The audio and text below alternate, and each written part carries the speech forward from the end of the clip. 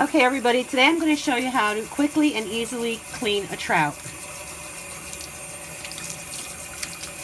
I use scissors instead of a knife. I'm going to start at the vent here. Cut up underneath the mouth. This piece here. I'm just going to cut like that. Stick one finger in. These two fingers under here, and just pull. There you go. Everything is out in one piece. Then I'm going to take my fingernail, go along the bloodline, rinse it out.